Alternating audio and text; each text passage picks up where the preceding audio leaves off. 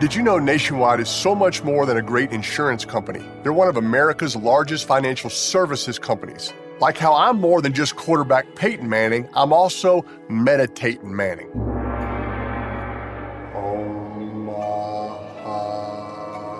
For your insurance and financial needs, Nationwide is on your side.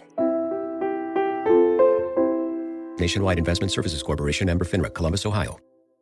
'Twas the nights before Christmas. Despite last-minute stress, few were delivering except Walmart Express. Stockings were hung by the fireplace with care, knowing in about an hour stuffers would soon be there. On to the road, Walmart Express delivery went. Chock full of wondrous things in the St. Nick of time sent.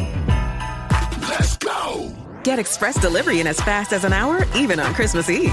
Orders must be placed by 4 p.m. local time on 12/24. Subject to availability. Fees and restrictions apply. Express delivery to y'all and to all a good night.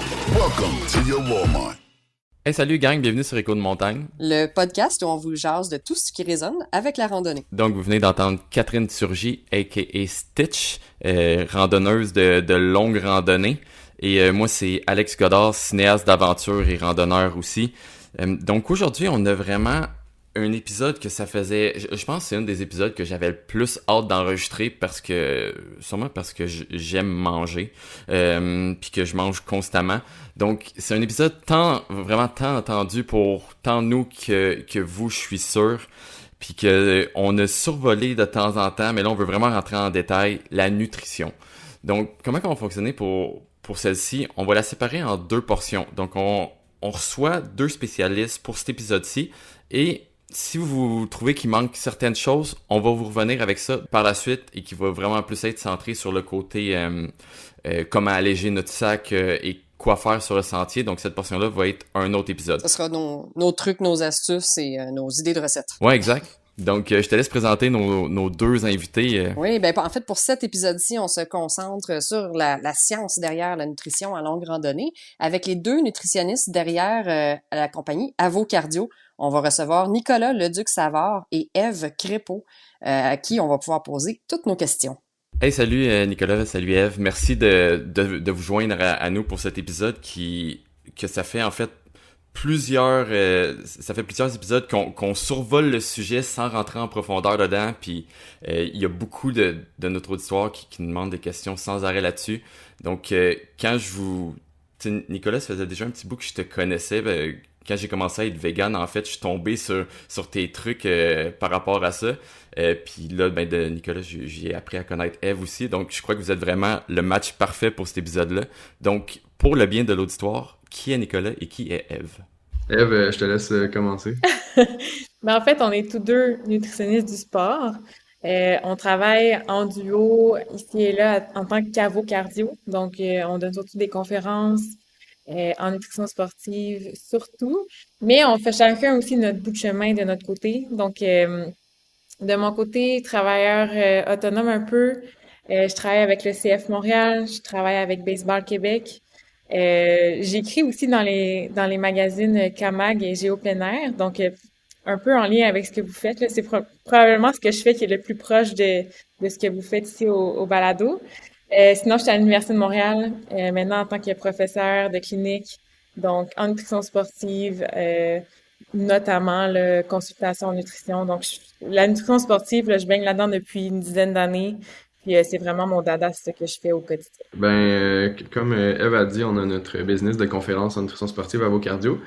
Sinon, moi, de mon côté, je supervise les stages à l'Université de Montréal, comme Ève. Puis sinon, je supervise les jeunes au sport-études à l'école secondaire de Mortagne à Boucherville.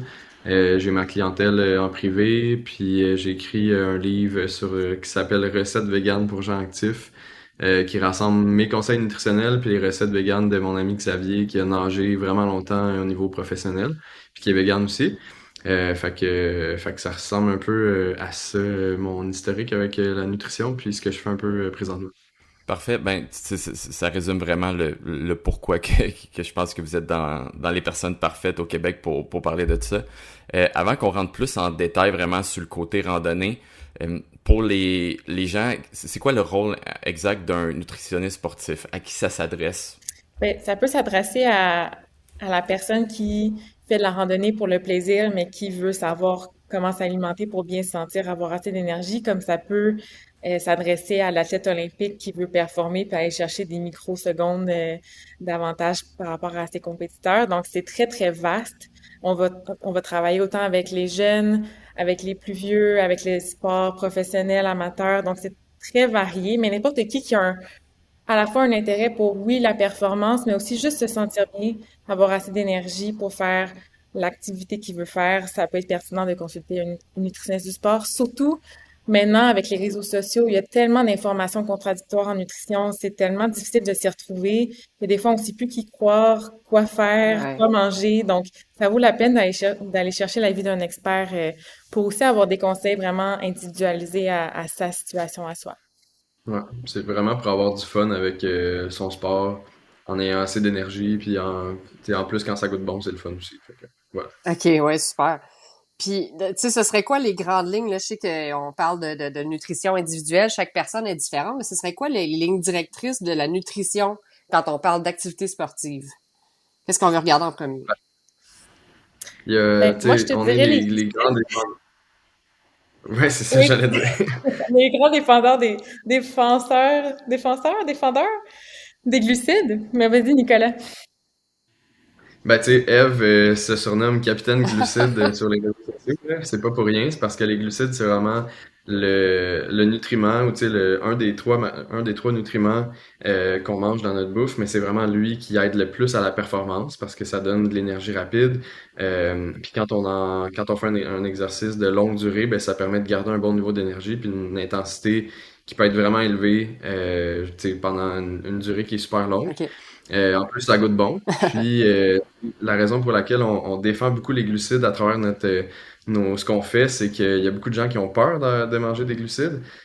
Donc, on essaie de rassurer les gens, puis aussi de les pousser à en manger un petit peu plus, puis d'habituer leur tube digestif à en avoir beaucoup, tu sais. OK. Ouais, parce qu'on associe souvent glucides à sucre, puis on diabolise beaucoup le sucre, là, donc... Je trouve ça vraiment intéressant, cet angle-là, puis effectivement, à chaque fois que je dis, tu sais, mettons, moi, ma manière de me nourrir en randonnée, que je mange des barres qui sont presque seulement des glucides, là, comme au moins une par heure, le monde sont comme, ah ouais, tu manges juste ça, puis ouais, puis ça fonctionne, tu sais, c'est ce qui fait que je carbure, fait que je vais vraiment vouloir qu'on rentre là-dedans, en fait, en profondeur. Mais avant qu'on rentre là-dedans, dans le fond, tout le monde qui fait du sport, puis tout le monde qui font des efforts physiques soutenus, ont déjà pu expérimenter qu'après un certain moment, des fois, on sent pas la faim ou nos signaux sont différents. Fait que je voudrais savoir, c'est quoi les effets de l'activité physique sur la manière de notre corps de capter les signaux de faim. Ouais, ben c'est vrai que l'activité physique peut avoir un effet qu'on appelle anorexigène, là, c'est-à-dire que ça coupe l'appétit.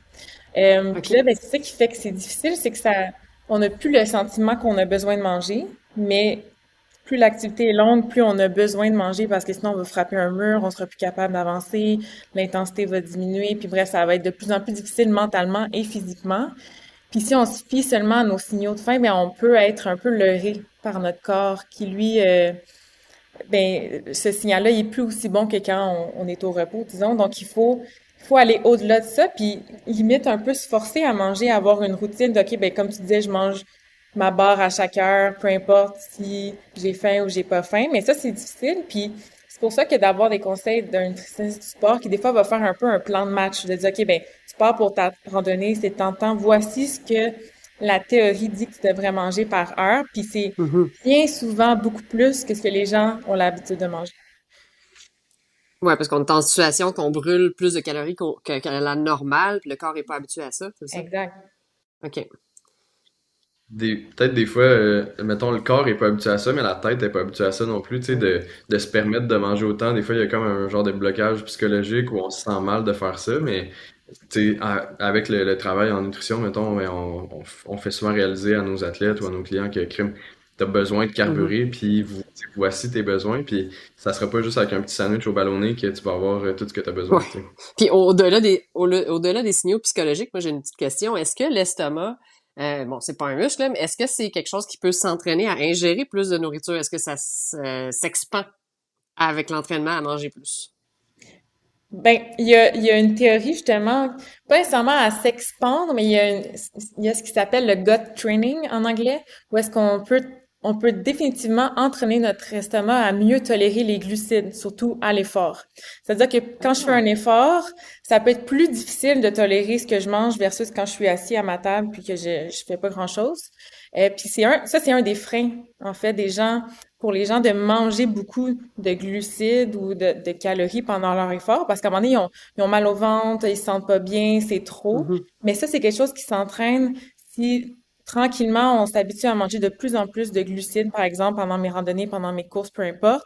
Puis l'estomac, en fait, va améliorer son absorption des glucides, va améliorer la vidange gastrique, améliorer le confort de manger des glucides pendant l'effort. Donc oui, c'est vraiment quelque chose qui s'entraîne autant qu'on peut entraîner nos jambes à tolérer un effort pendant très longtemps. Donc ça, c'est vraiment fascinant. Ouais, c'est vraiment intéressant. Puis, Puis tu sais, là, on a déjà commencé à rentrer dans les glucides, puis j'adore ça. Là, c'est vraiment une des choses que je voulais qu'on parle. Mais dans le fond, il y a les glucides, il y a les protéines, il y a les lipides. Tu sais, on peut nommer plein de nutriments comme ça. C'est quoi le rôle de chacun de ceux-là? Puis c'est quoi l'importance, dans le fond, qu'ils ont pour notre corps? Ouais. Ouais, ben, je peux peut-être me lancer, mettons, pour tu sais, les fameuses protéines, ça va être vraiment, tu sais, qu'on peut retrouver, mettons, dans le règne animal, dans tout ce qui est viande, produits laitiers, règne végétal, tout ce qui est légumineuse. Il y en a un peu dans les noix, dans le tofu, dans le seitan, tout ça, tu sais. Les protéines, leur rôle, c'est vraiment rassasiement. Fait que, tu sais, ne pas avoir faim dans comme 20 minutes. Si j'ai un repas qui est assez protéiné, je vais être capable d'être rassasié pour une bonne durée. Et aussi la récupération. Fait que, tu sais, après une longue journée de randonnée, mettons, ben, on n'a pas le choix d'avoir des protéines pour être capable de bien récupérer. Puis refaire un peu nos muscles, mettons, en vue de ce qui nous attend le lendemain, tu sais. Fait que ça, c'est peut-être pour les protéines. Pour les glucides, on en a parlé un petit peu, mais c'est vraiment la source d'énergie que notre corps préfère utiliser quand on fait du sport. Puis c'est la source d'énergie qui va permettre d'atteindre les plus hautes intensités d'effort. Fait que tu sais, si je suis en pleine ascension, mon cœur il bat tu sais, à pleine mesure. C'est probablement parce que j'atteins des intensités super hautes, puis c'est vraiment les glucides qui vont me permettre de garder ça pendant un bout si je continue de m'alimenter en glucides pendant la randonnée. Puis, habituellement, pour le sport, les lipides ou le gras, c'est pas ce qui est le plus utilisé.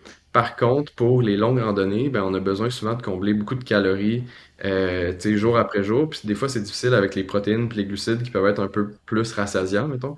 Les lipides, on a beaucoup de calories, c'est super dense dans un petit volume, fait que ça peut permettre de combler les calories qu'on a besoin, puis ça peut être aussi moins lourd à traîner des fois, là. Fait que, mettons quelque chose comme de l'huile ou quelque chose comme de la poudre de beurre de cacao, tu sais, je sais pas là, mais il y a plein d'options super riches en lipides ou en gras qui peuvent aider à combler les calories, tu sais. OK. Puis là, on a parlé de l'effet que les glucides ont sur le corps, l'effet que les protéines ont au niveau de la récupération. Le rôle des lipides au niveau du corps, pour lui, ce serait quoi? C'est juste de la calorie? Il y a autre chose, hein? Ben, mettons, ça sert à l'immunité, puis il y a certaines vitamines qu'on n'est pas capable d'absorber s'il n'y a pas de lipides au sein d'un repas. Euh, Puis, tu sais, dans les lipides, mettons, on compte les oméga 3 qui sont bons pour le C'est cerveau. ça. Les Fait que, acides tu sais, gras il y a essentiels. différents rôles. Ouais. Ouais. Puis ce qui est intéressant de savoir aussi par rapport aux trois types de macronutriments, c'est qu'ils ont tous une vitesse de digestion différente aussi. Puis ça peut avoir un impact Mhm. sur qu'est-ce qu'on va choisir pendant qu'on fait un effort, puis si on a de la misère à digérer. Donc les glucides qui sont définitivement les plus faciles à digérer, à moins qu'il y ait beaucoup de fibres, parce que des fois il y a beaucoup de fibres dans les glucides, puis là à ce moment-là, ben ça peut retarder la digestion. Protéines se situent à peu près au milieu, puis ça c'est d'où leur effet de satiété. Puis ensuite, les lipides qui sont beaucoup plus longs à digérer. Donc, si je fais un effort qui est assez soutenu, puis que j'ai déjà une sensibilité au niveau de la digestion, ben de rajouter des lipides, des fois, ça peut être une mauvaise idée pendant l'effort parce que, en effet, ça peut être plus long à digérer. Mais pour récupérer un peu toutes les calories brûlées pendant ma longue randonnée, oui, c'est vrai que c'est très payant, les lipides pour ça. OK. Peut-être les garder plus en fin de journée, là. Exact. Exactement. Exact, c'est souvent quelque chose que j'aime avoir en fin de journée, justement, surtout quand il fait un peu frais, Ouais. là, ou même en camping hivernal, j'essaie de manger un repas qui est riche, mais souvent d'ajouter des lipides à ça pour avoir une énergie qui se dépense plus lentement au travers de la nuit, qui va me garder au chaud en fait toute la nuit au lieu de quelque chose qui va se brûler très très vite puis que rendu 3 heures plus tard, mais je vais avoir froid ou peu importe quelque chose de même. Là. Dans le fond, on parle de vitesse d'absorption. On entend souvent glucides rapides, glucides lents. Ça serait quoi la différence à ce niveau-là? Ça serait quoi des exemples, en fait? Puis est-ce que c'est quelque chose qui existe aussi? Oui, Tu y allais, en Nicolas? fait, tu sais, quand on parle de glucides rapides, c'est souvent ceux qui vont contenir principalement du sucre. Fait que tu sais, du sucrose ou quelque chose comme ça. Mettons, ça pourrait être juste le sucre blanc qu'on met dans nos recettes, ça serait un glucide rapide. Ça serait pas le plus savoureux à manger pendant une randonnée, mais ça pourrait compter dans les glucides rapides.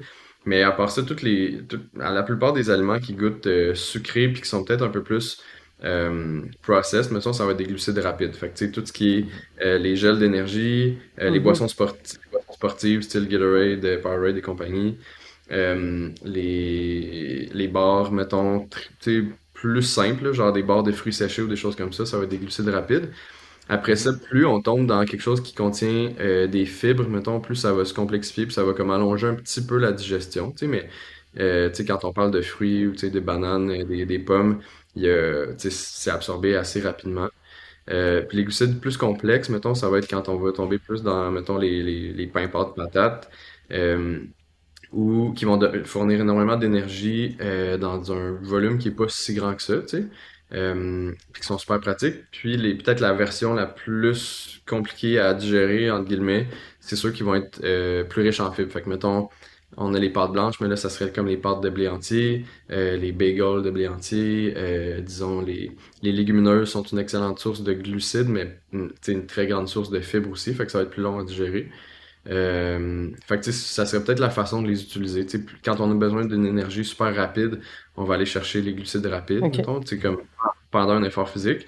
Puis quand on a besoin de faire nos réserves de glucides, mettons, dans nos muscles puis dans notre foie, qu'on appelle les réserves de glycogène, ben là, on pourrait aller, par exemple, avec une grosse portion de pâtes ou de riz ou de pain pour faire ces réserves-là, parce qu'on a peut-être un peu plus de temps pour les assimiler avant notre effort qui s'en vient plus tard. Ah Tu sais. oui, ah, c'est super intéressant. Fait que dans la séquence de quand manger, quoi manger, ben, tu sais, dans la journée, je comprends que les glucides rapides sont un win, là, parce que c'est plus facile en mouvement.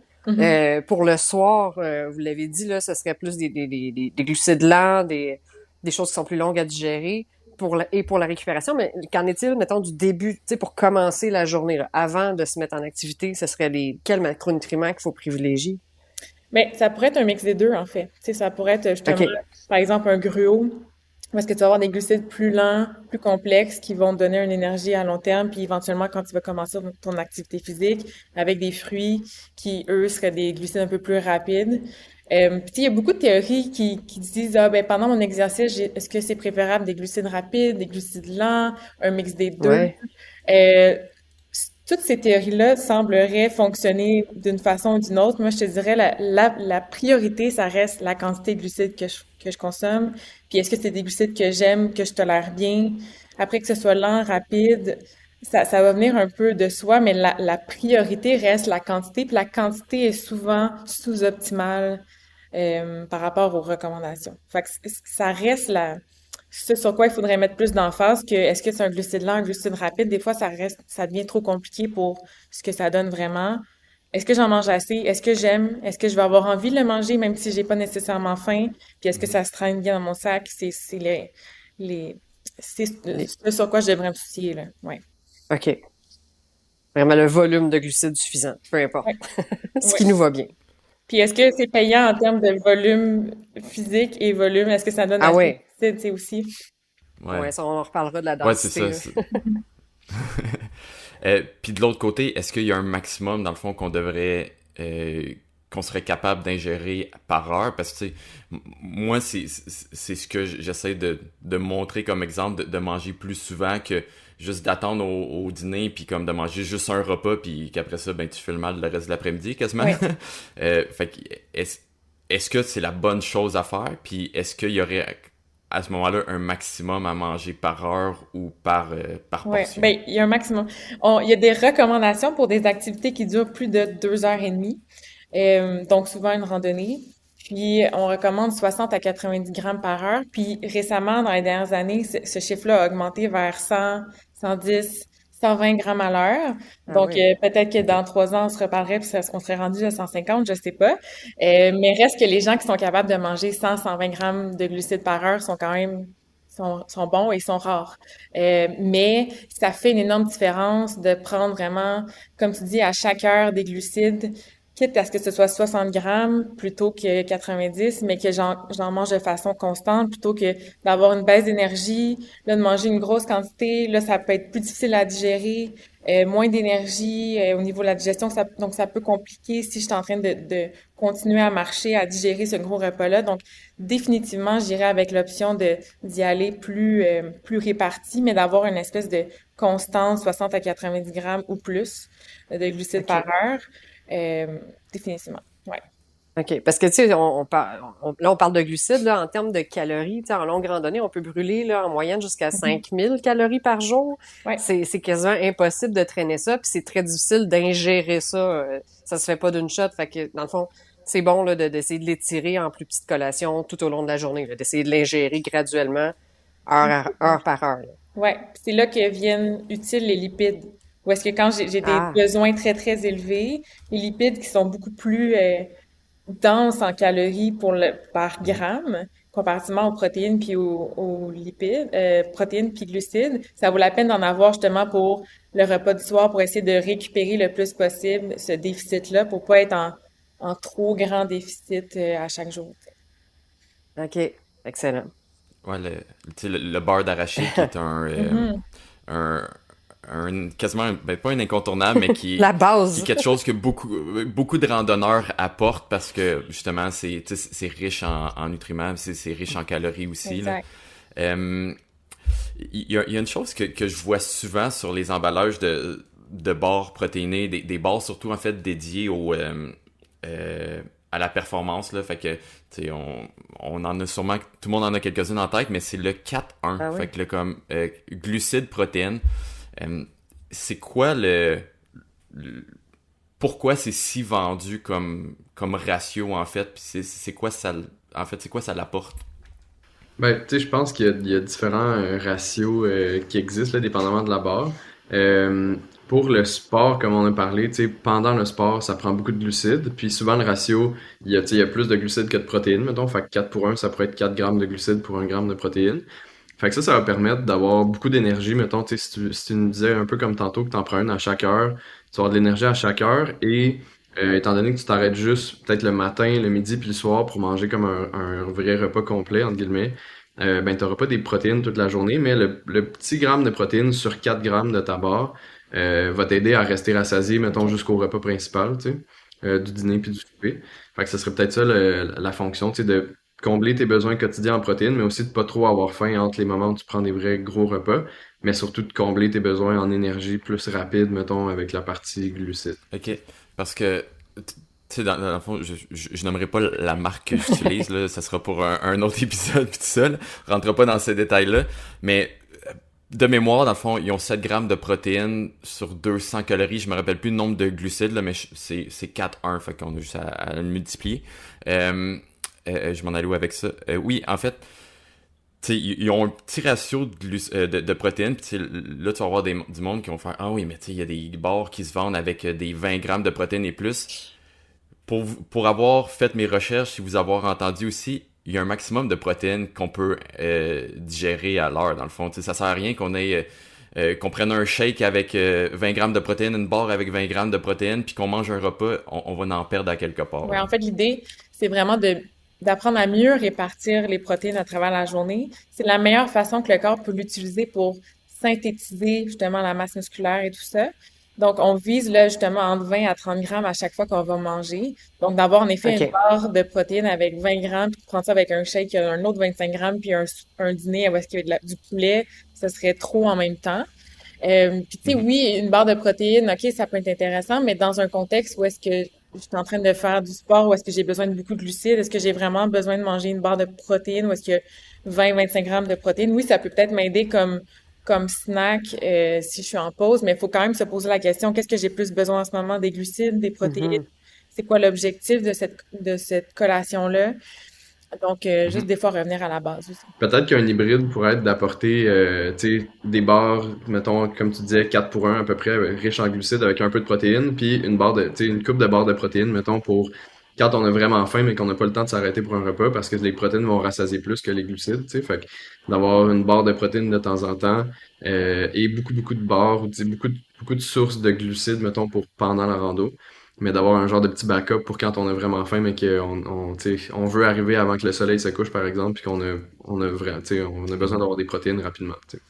Ah oui, OK. Ben ça, puis tu sais, c'est de l'adapter aussi, je pense, à ce qu'on fait. Fait que, on a toute une manière de faire du sport, de randonner différemment. Tu sais, moi, je sais que je suis du genre à marcher 12-15 heures, puis sans m'arrêter, puis je vais juste prendre un repas le soir, puis le jour, je carbure seulement sur les barres. Fait que j'ai pas le temps de m'arrêter pour prendre un repas. Fait que c'est juste, je dis une barre à l'heure, mais c'est minimum, là.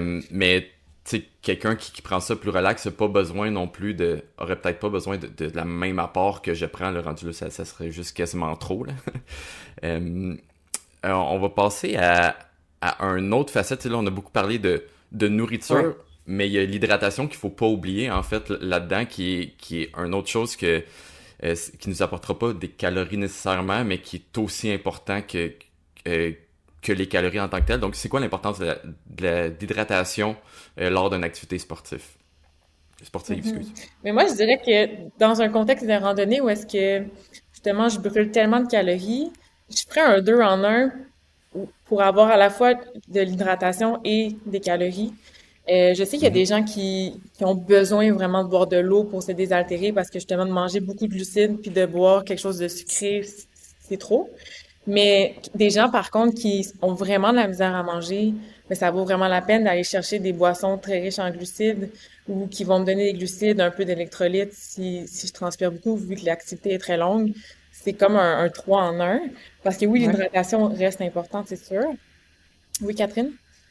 Oui, mais il existe des sachets d'ailleurs d'hydratation, de nutrition liquide, si on veut. Là. Ça peut, Oui, c'est un sachet de poudre qui va rajouter comme un 100 calories à sa exact. bouteille d'eau, plus incluant les glucides. Là.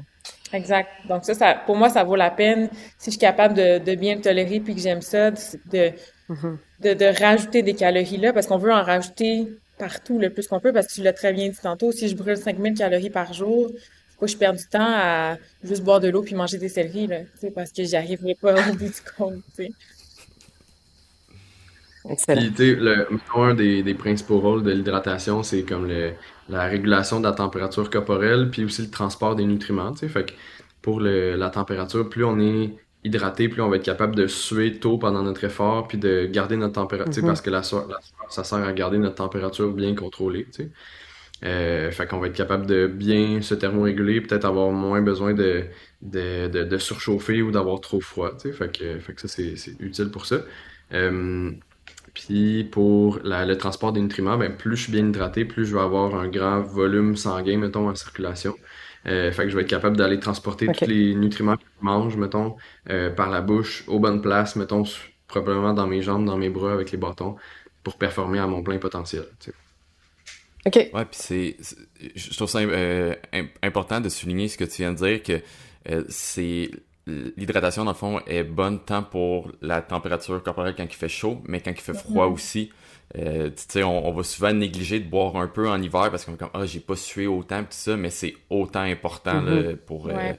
Mais tempérer notre corps et que la chaleur se diffuse partout, là, parce que, dans le fond, je vais dire quelque chose, corrigez-moi si je me trompe, mais plus qu'on s'hydrate, plus que notre sang est liquide, donc plus que notre sang circule bien, c'est Exactement. bien ça? Donc, plus mes muscles sont capables d'avoir accès à l'oxygène, aux glucides, aux nutriments, puis à performer mieux. Donc, définitivement, Mhm. Ok. ça fait une différence. Puis, tu as raison, l'hiver, des fois, même avec le multicouche, on veut pas transpirer trop, mais on transpire quand même. Puis, on expire aussi tu sais, la vapeur d'eau qu'on voit, là, ça, c'est de l'eau qu'on perd à chaque fois qu'on respire. Donc, oui, on a besoin de boire l'hiver, mais tu as raison que c'est un réflexe qu'on a moins. On veut pas aller aux toilettes, il fait froid, Mhm. donc, mais c'est super important. Puis on peut en Puis on n'a profiter. pas la même sensation de soif l'hiver aussi quand il fait froid, là. Fait qu'il Exact. faut se forcer. Oui, mais on peut en profiter cette fois-ci pour boire des liquides un peu plus chauds qui vont nous réchauffer justement, tu sais, des thés, Mhm. des bouillons salés si on transpire. Donc ça peut être un autre, une autre utilité, comme les glucides tantôt ou les calories, mais là, c'est de se réchauffer en même temps, tu sais, s'il fait très froid, par Ouais, puis tu parlais d'ajouter du sel. C'est exemple. quoi la place et le rôle des électrolytes dans l'hydratation? Ouais, ça c'est une bonne question. Puis je trouve qu'il y a beaucoup de mythes par rapport à ça. Les électrolytes, Ouais. ont comme une aura là, magique, mais dans les Mhm. faits, là, l'électrolyte qui est le plus intéressant, c'est vraiment le sel, le sodium, OK. parce que c'est lui qu'on perd en plus grande quantité dans la sueur. Tous les autres, normalement, là, avec l'alimentation normale, je suis capable d'aller chercher tout ce que j'ai besoin. J'ai pas besoin d'en rajouter dans mon eau. Puis les électrolytes, comme le sel, c'est important de le récupérer justement quand je fais des exercices où est-ce que je transpire beaucoup puis que je vais boire Ouais. beaucoup, de 4 heures et plus, là. Donc, dans le cas d'une longue randonnée, il fait très chaud, ça vaut vraiment beaucoup la peine. Si je m'en vais faire une randonnée d'une heure, je transpire pas tant que ça, j'ai pas besoin à tout prix d'électrolytes. Mais on dirait que dans la tête de beaucoup de gens, les électrolytes, c'est ce qu'il leur faut à tous les jours, là, puis il faut récupérer ça à tout prix. Pas nécessairement. Mais c'est vrai que dans le OK. cas de longues randonnées, c'est important. Sinon, ben, on peut souffrir d'hyponatrémie. Ça, c'est quand on se dilue soi-même, puis on n'a plus assez on boit trop par rapport au sel qu'on récupère.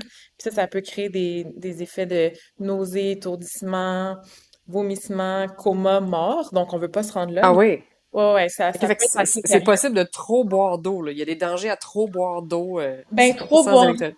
trop boire d'eau sans récupérer le sel qu'on perd beaucoup dans OK. la sueur. Fait que quelqu'un qui OK. transpirerait beaucoup, puis il y a des gens qui, dans leur sueur, perdent plus de sel que d'autres. Donc ça varie aussi.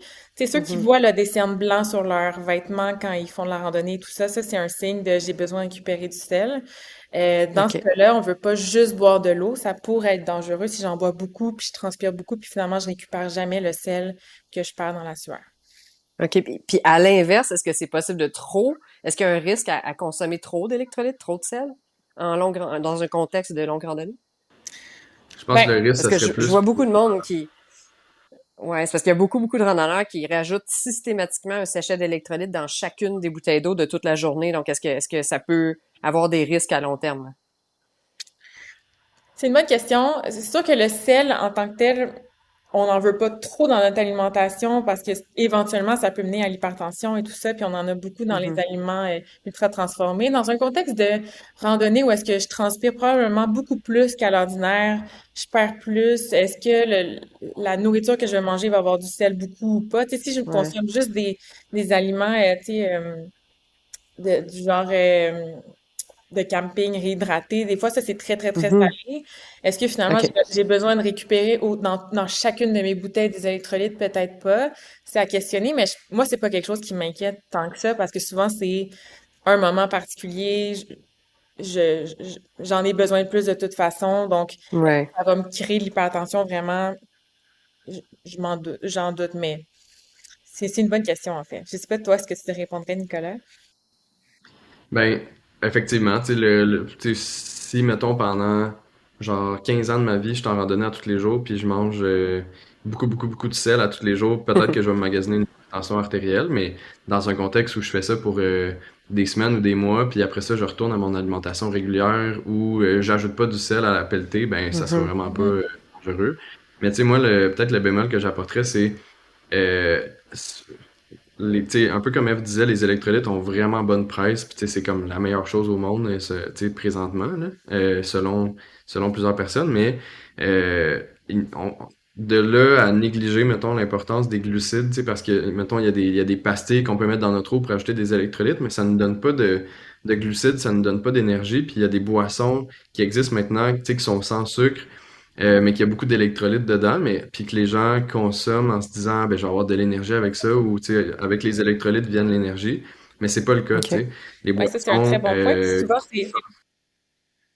oui, excuse-moi, souvent, ces boissons-là sont sucrées. Fait que ça te donne Oui. l'impression que je consomme des glucides, mais t'as raison, Nicolas, je suis tout à fait d'accord avec toi. Les gens associent électrolytes et énergie, mais c'est vraiment pas associé, en fait. C'est tout à fait faux. Mhm.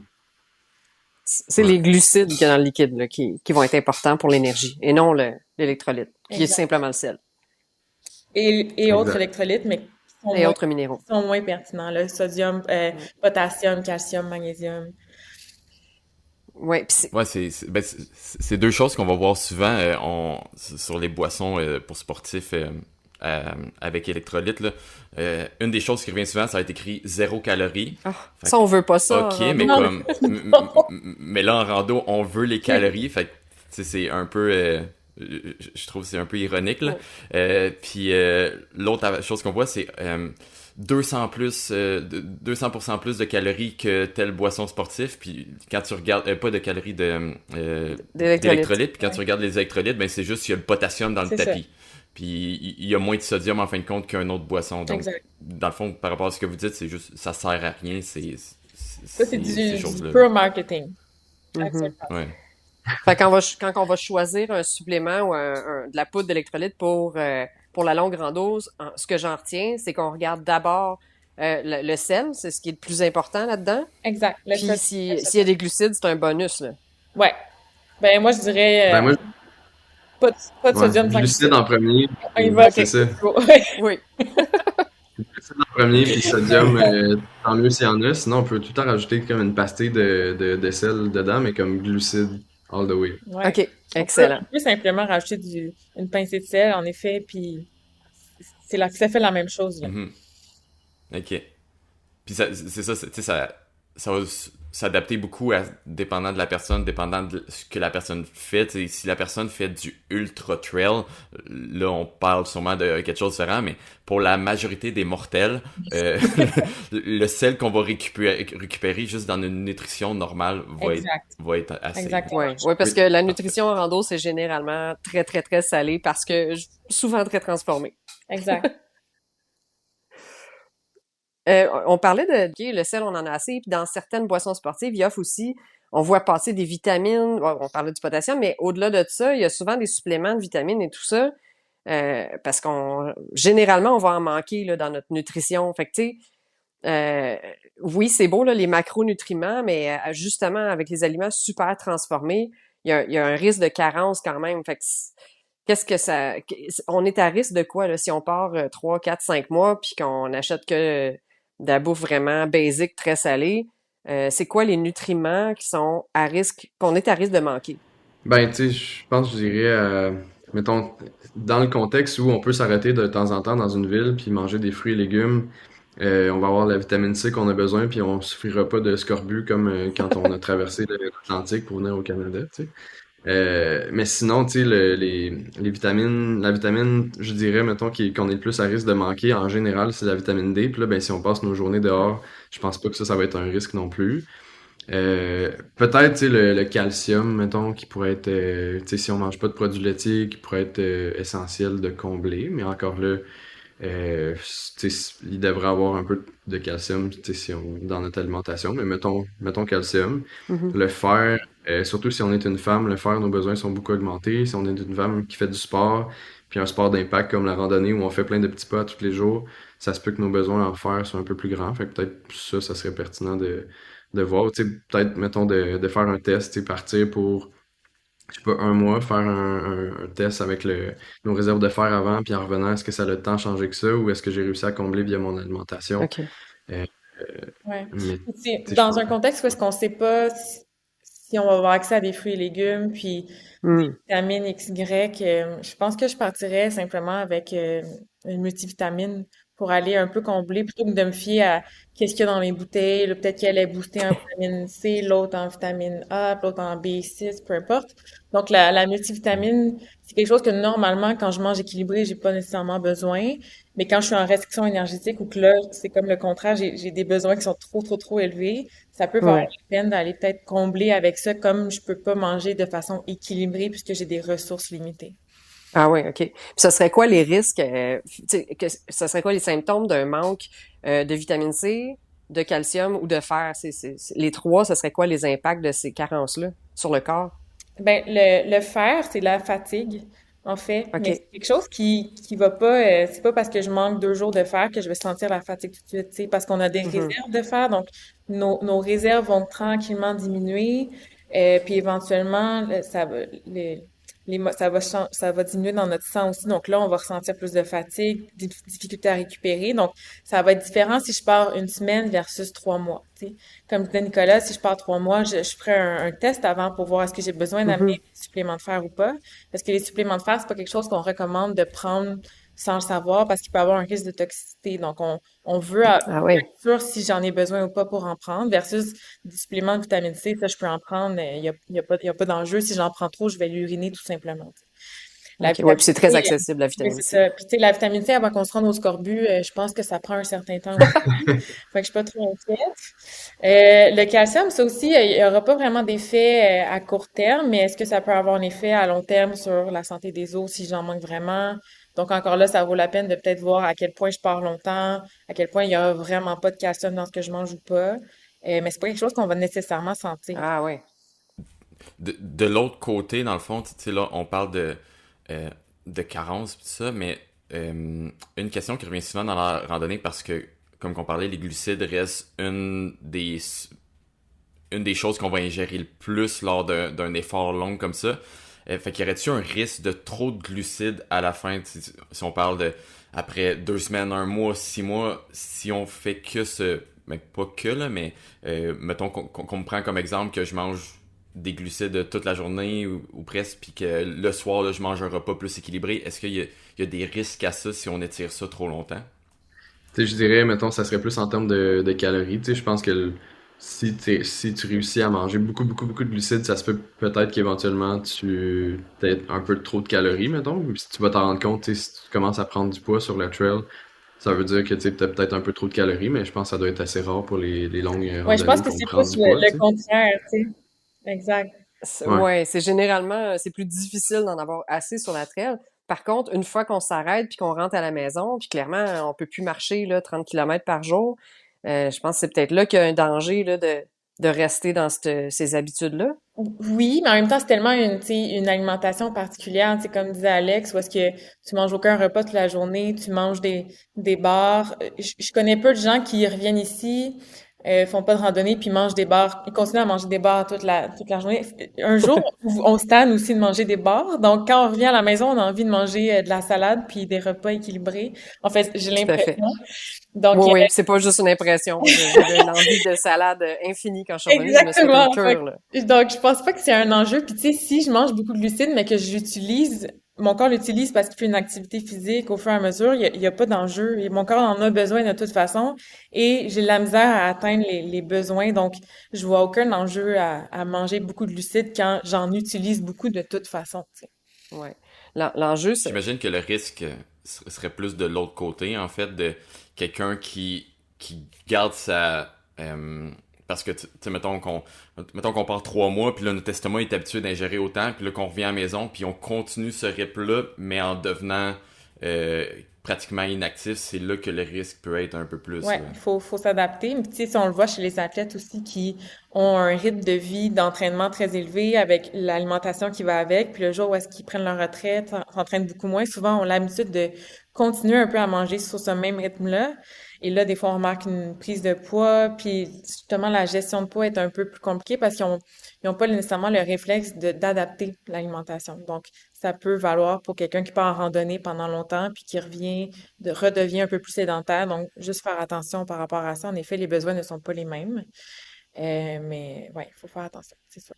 Mais plus qu'une habitude, on a eu un appétit qui s'est installé aussi à long terme, là, qui est difficile parce qu'au retour, on l'a encore, cet appétit-là, pendant des semaines. Mhm. Je pourrais manger sans faim, mais je bouge plus autant. Fait que c'est difficile de combattre on n'arrive plus à satiété jamais. Fait que ça, c'est très difficile au retour d'une longue aventure. Est-ce qu'il y aurait des trucs ou des astuces au niveau nutrition pour le sevrage de calories?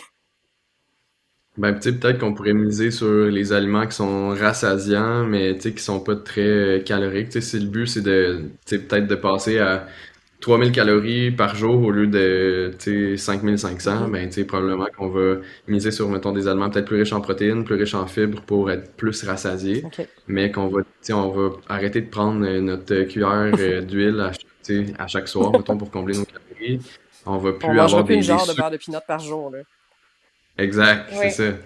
Tu sais, ça va être vraiment moins concentré. Puis les glucides qu'on va manger, on en parlait un peu en début d'épisode, mais tu sais, on va opter peut-être plus pour des glucides complexes, mettons, tu sais, du quinoa, des pâtes de blé entier, des choses comme ça qui Mhm. vont être plus rassasiantes, qui vont être plus riches en fibres que des pâtes blanches, puis du riz blanc, puis des choses qui sont denses en calories. Fait que c'est pratique en rando, mais peut-être moins pratique dans le day-to-day plus sédentaire, tu sais. exact. Ouais, Puis excellent. on peut revoir aussi un peu la proportion de notre assiette, parce que quand je suis en rando, ben, je veux peut-être au moins la moitié de mon assiette de glucides parce que c'est ce que j'ai le plus besoin. Un peu de légumes si j'en ai, mais j'en ai pas tout le temps, puis des protéines. Puis Mm. là, de faire un peu le contraire, de viser vraiment la moitié de son assiette de légumes, fruits et fibres, justement, de garder les protéines pour avoir l'effet de satiété, puis d'avoir un peu de glucides, puis pas couper totalement, parce que ça, c'est une autre erreur que les gens font.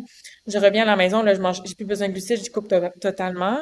Ça Mm. crée d'autres problèmes. Donc, on veut en garder quand même un peu, mais plus la même proportion qu'il y avait dans mon assiette avant, puis de remplacer ça par des fibres, des légumes, des protéines. Est-ce qu'il y aurait un danger, puis on le voit surtout chez les hommes, en fait c'est quelque chose qu'on remarque plus chez les hommes en randonnée, la perte de poids, parce que les femmes souvent vont rester pratiquement pareil, tu sais, si je prends comme exemple Catherine, Mhm. t'as gardé pratiquement le même poids du début à la fin Ouais. de ton 6 mois, 4-5 mois parti, mais moi, juste sur 2 semaines, je le vois souvent déjà que mon corps change, là, que, mettons, mon haut de corps, il commence à fondre, puis est-ce qu'il y aurait des dangers à ça, à comme une perte trop rapide de muscles, puis à la longue, en fait?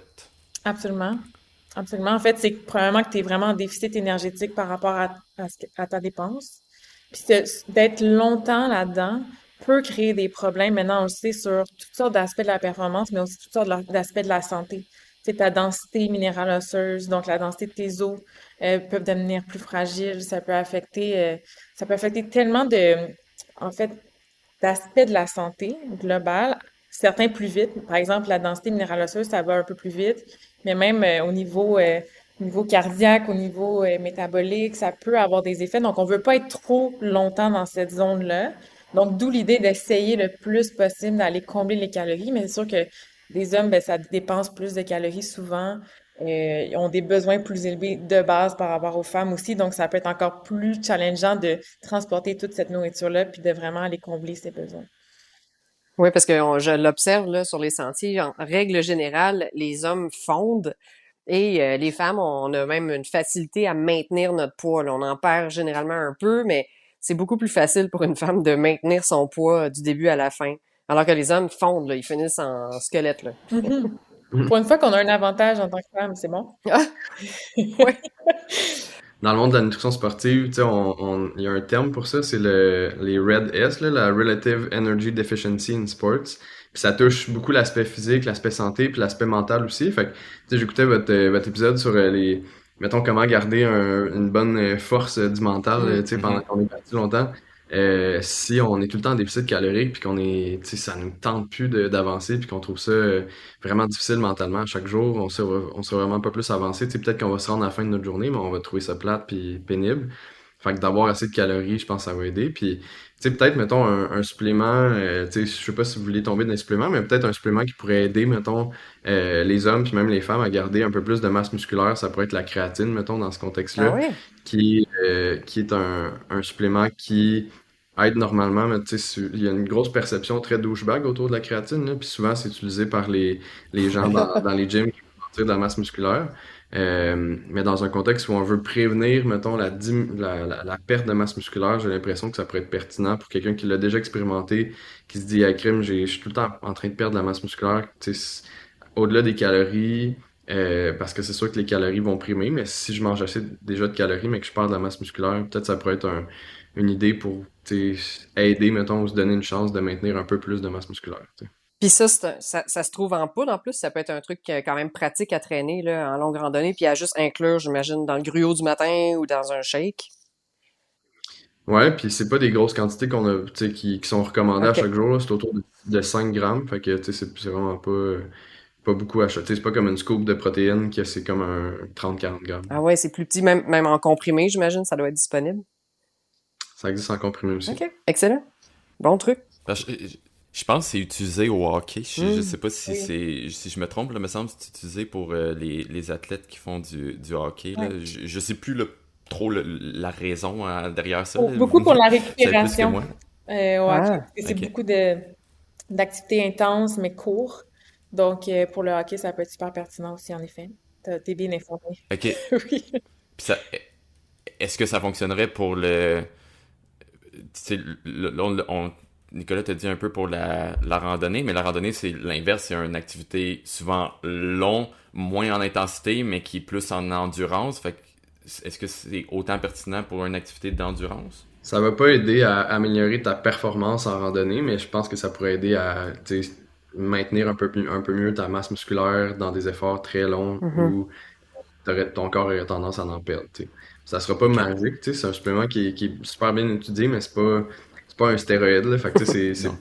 pas magique, mais il va au moins avoir un pas de plus de fait vers le maintien de ta masse musculaire. Ok. Puis euh, de l'autre côté, c'est une autre chose que j'aimerais qu'on démonise un peu, là, mais l'importance en randonnée, on appelle ça des day zero, là, donc c'est des journées on arrête dans un village ou on reste dans notre tente toute la journée, puis on fait rien cette journée-là, juste à notre corps de récupérer, aider notre corps, à l'enfant à récupérer, mais là, c'est autant important de continuer notre nutrition cette journée-là et c'est pas parce qu'on fait pas d'efforts qu'il faut manger moins, là, parce que dans le fond, notre corps, si je me trompe pas, dépense autant à récupérer à l'effort physique. Ben, peut-être qu'ils dépensent pas autant, mais il faut que tu le vois un peu comme un arrêt au puits où est-ce que tous les autres jours avant, t'as pas été capable de manger suffisamment. Là, t'as Mhm. la chance de comme donner un peu de temps à ton corps de récupérer tout ce qui a été comme perdu. Donc, tu lui donnes du repos, fait qu'il brûle moins de calories. Puis là, l'idée, c'est de pouvoir manger encore beaucoup pour repartir ensuite en étant peut-être un peu moins en déficit que ce que tu as accumulé dans les dernières journées. Donc, en effet, il faut pas le voir comme, ah ben là, je m'entraîne pas ou je bouge pas, je dois pas manger. Non, non, non, on mange puis on cumule dans un contexte de randonnée où est-ce que c'est comme la guerre contre le Ouais. déficit calorique, là, on y va à fond, là, Mhm. 100%. Oui, Oui. oui. Puis on a du plaisir à le faire aussi, là, Oui, quand on arrive en oui, ville. C'est le concours d'ingérer le plus de calories possible pendant qu'on est là, puis qu'on n'a pas à la traîner sur notre dos, là. exact. Donc, on se fait plaisir, là. Oh, oui, tout à fait. Puis, tu sais, Nicolas, je t'entendais tantôt sur le mental puis le moral. Ben, c'est important, là, une fois de temps en temps, d'inclure du comfort food puis des choses qu'on aime, là. Même ce qu'on va traîner sur notre dos, les gens souvent s'imposent une discipline, là, de repas puis de nutriments, puis ça me prend ci puis ça me prend ça. Mais il faut avoir du plaisir à manger parce que mentalement, c'est ça qui va nous tenir, là. Fait que de choisir des choses qu'on aime, là, de tester avant de partir, puis connaître qu'est-ce qu'on a Oui, de la facilité à digérer, mais est-ce qu'on a du plaisir à manger, là? Ça, j'ai trouvé ça super important aussi, là. Absolument. Surtout dans un contexte où est-ce que, justement, je ressens pas la faim. Tu sais, quand tu ressens pas la faim, si t'aimes pas ce que t'as apporté, t'auras encore moins envie de le manger. Fait qu'il faut Ouais. que tout ce que t'apportes, ce soit des choses qui te font plaisir, que tu sais que t'aimes, que t'auras pas de la misère à manger parce qu'il va falloir que tu te forces à certains moments de le manger. Donc, il faut que ça soit quand même haut dans la liste de plaisir, 100%. Ouais, puis quand on choisit, ben c'est ça, à part l'essai-erreur, on en a parlé là il faut tester, savoir qu'est-ce qu'on n'aime pas, qu'est-ce qu'on a de la facilité à digérer, qu'est-ce qu'on n'aime pas, la quantité, tu sais comment auriez-vous des trucs pour calculer la quantité parce que ça varie d'une personne à l'autre, la quantité de calories à apporter ou en tout cas de la proportion de macronutriments là, puis le poids pour une certaine période là. Y aurait-il une formule au niveau du poids à transporter ou du nombre de calories à transporter par personne? Je pense que ça va être tough à répondre, ça, parce que ça dépend beaucoup de la personne. Ça dépend Ouais, chaque journée va être différente. Tu sais, est-ce que je fais 2000 de dénivelé aujourd'hui ou je suis plus en dénivelé négatif? Tu sais, est-ce que je décide d'y aller un peu mollo ou d'aller super vite? Tu sais, ça va dépendre tellement. Puis d'une journée à l'autre, d'une semaine à l'autre, d'un mois à l'autre, ça va être différent. Mais tu sais, mettons qu'on se dit, dans ma dernière XP, je sais pas, j'étais à 5000 calories par jour. Bon, ben, je vais m'arranger pour avoir des options différentes de déjeuner, de dîner, de souper, de collation pour que ça puisse totaliser à peu près ça. Puis je vais peut-être me faire un exemple, mettons, pour avoir 5000 calories avec tel exemple de bouffe, qu'est-ce que ça me prendrait, mettons, à quoi ça ressemblerait une journée.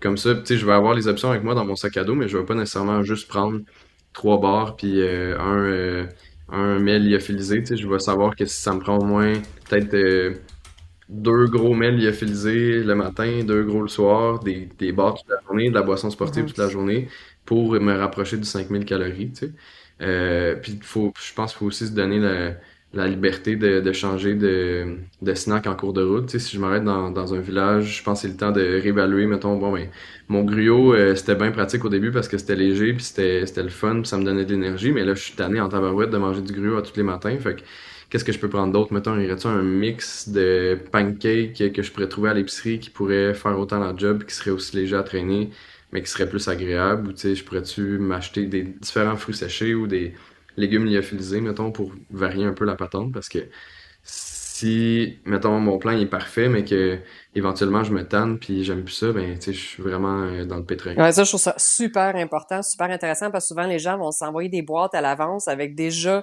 ont déjà prédéterminé ce qui était pour manger dans 3 semaines, puis même la quantité. Fait que ça, c'est un risque à prendre parce qu'on sait pas, les goûts changent, puis les besoins changent. Là. Plus on avance, plus des fois on fait des longues journées, plus on a besoin d'augmenter le nombre de calories par jour. Là. Puis, puis justement, on sait pas qu'est-ce qu'on va avoir le goût de manger dans 3 semaines. Puis c'est là que ça vaut peut-être la peine de rencontrer un nutritionniste du sport pour nous guider là-dedans, justement, dans nos besoins individuels à nous. Est-ce que c'est 5000 ou c'est 6000, 3000? Puis c'est quoi la répartition de protéines, glucides, lipides? Comment est-ce que je peux le répartir concrètement dans une journée, dans des repas? Ça peut valoir la peine d'aller consulter pour ça, pour nous guider un peu là-dedans. Les nutritionnistes du sport sont tout à fait équipés pour faire ça. Ouais, puis de l'autre côté, je pense que c'est là aussi l'importance de tester avant de partir.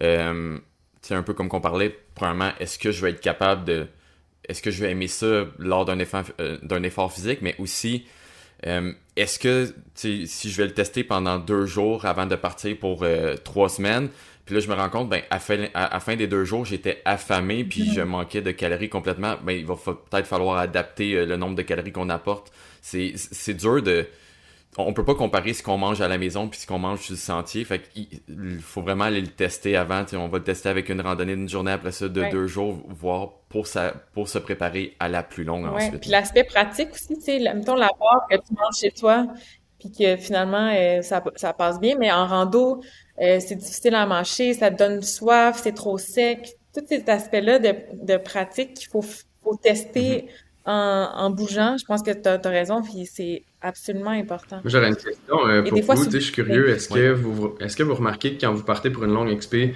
la première semaine, vous avez genre une faim normale, puis après ça, ça augmente, ou dès le début, mettons, dès vos longues journées, vous avez déjà faim pour comme le 5000 calories. Tu sais, on met le 5000, on s'en fout du chiffre. Ouais. Ouais, ben, On va avoir 2 réponses ouais, différentes à ça. ben, je vais y aller. Parce que moi puis Catherine, on a des genres différents d'expé. Fait que je vais laisser Catherine y aller. Je pense qu'elle va avoir la réponse la plus complète à ce niveau-là. Ben, quand je commence une longue aventure, généralement, j'arrive ben, de chez moi, là, où j'ai une vie euh, je suis pas sédentaire, là. J'ai quand même une vie active, mais ça, c'est rien comparé au sentier. Fait que ça me prend environ 2 à 3 semaines avant ce que j'appelle la fin du randonneur, là, avant que ça kick. Fait que les 2, 3 premières semaines, je suis chanceuse, j'ai pas besoin de traîner trop de bouffe dans mon sac. La faim, elle va augmenter graduellement. Puis là, ma année, au bout de 2, 3 semaines, ben, de un, j'augmente le rythme. Puis de deux, on dirait qu'il y a comme la faim le hiker hunger qui appelle en anglais, là, qui vient me frapper. Puis là, je deviens comme un trou noir de nourriture. Là, j'ai l'impression que je pourrais manger sans faim, là. Puis c'est là que je commence à traîner j'adapte là, ma nutrition, puis j'essaie de traîner plus de Ah. calories.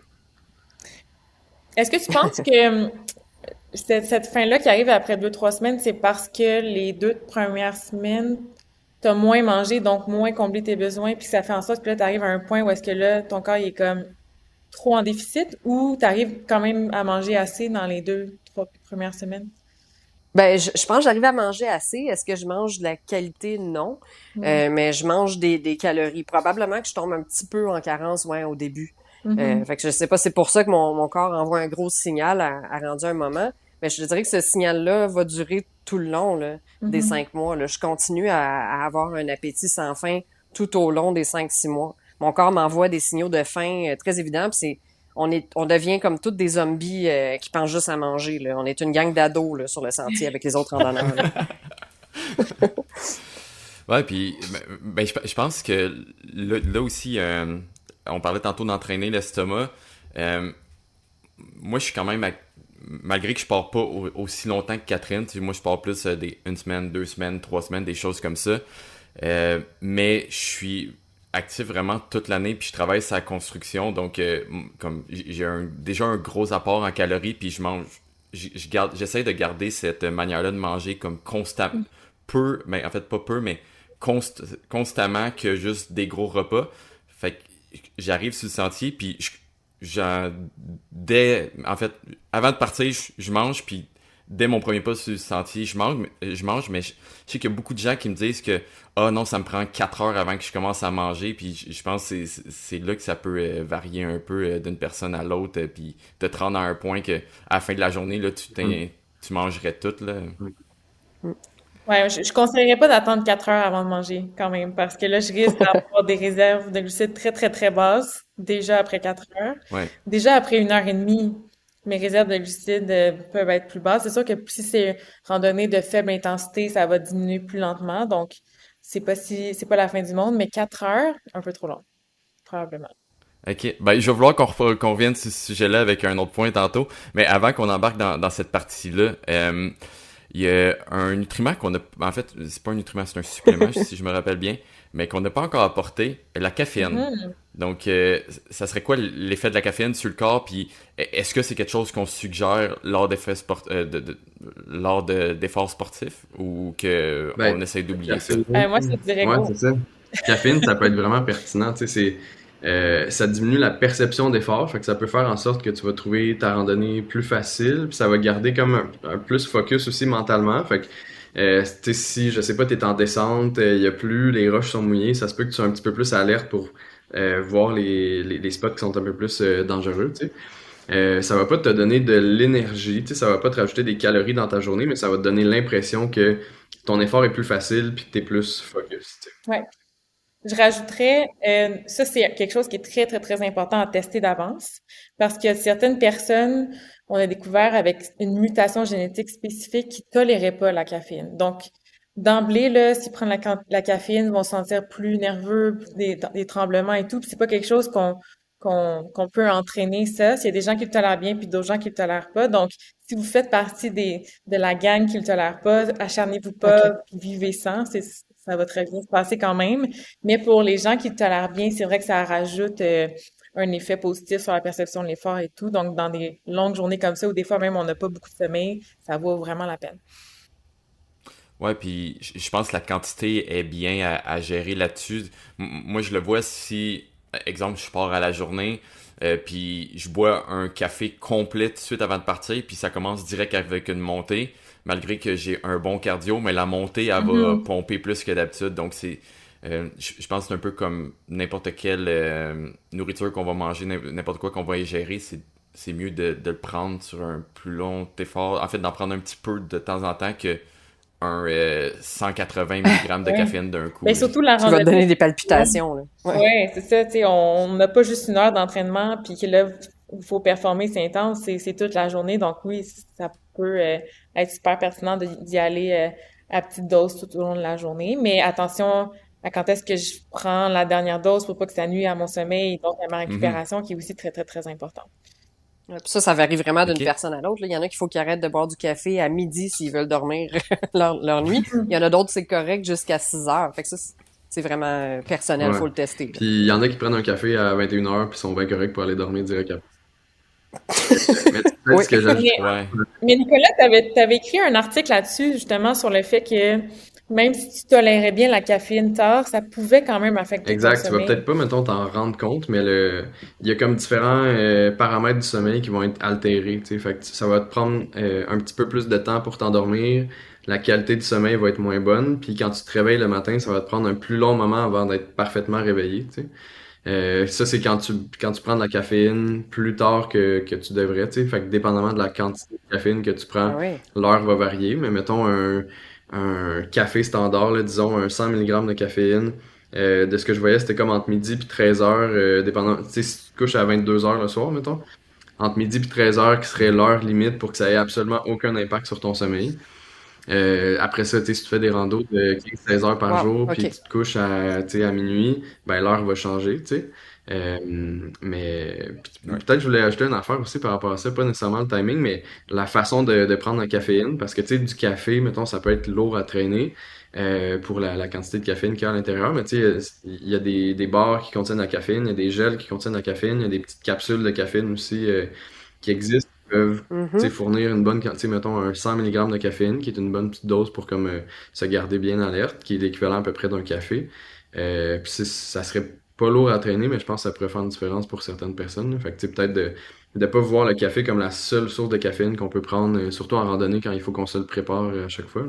Mais il y a Ouais, il y a l'aspect le café réconfortant. instantané, là, mais bon. Ouais, Il peut avoir l'aspect réconfortant pour ceux qui aiment ça.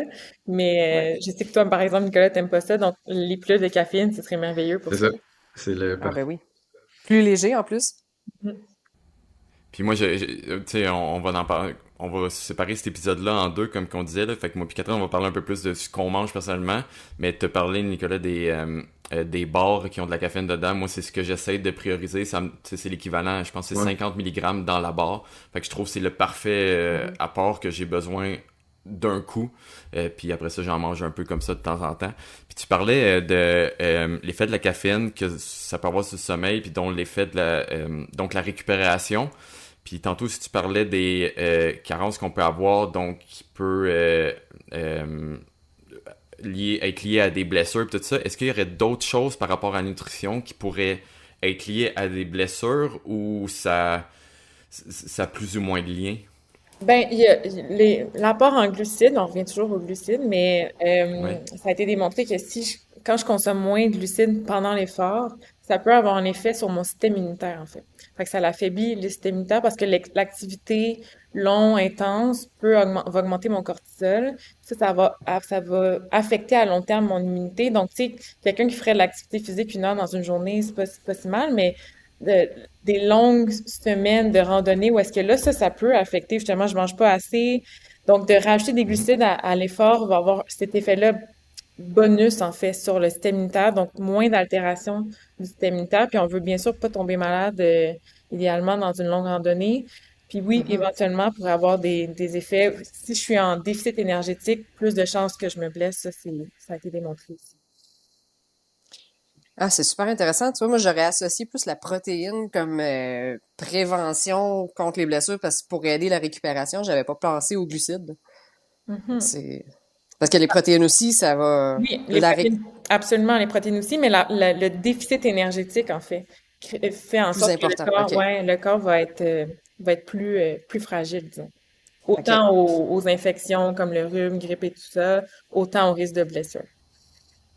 Ben c'est ça, parce que tu sais, je pense que tout le monde l'a déjà testé, que tu commences à manquer de calories, là, ton énergie est pas là, t'es moins attentif au sentier, tes, tes muscles, comment dire, commencent à être fatigués, Mhm. puis là, tu sais, la moindre roche que tu piles dessus, ben, t'as l'impression que t'es moins stable dessus. Ouais. Donc, c'est sûr que ça peut affecter à ce niveau-là. Mais j'avais une dernière question avant qu'on passe à l'autre section. Là, on a parlé de plein de choses que, OK, mais ça c'est bon, ça c'est bon, ça c'est bon. Est-ce que de l'autre côté, il y a quelque chose qui serait à éviter? Hmm. Un aliment particulier ou un nutriment auquel il faut faire attention.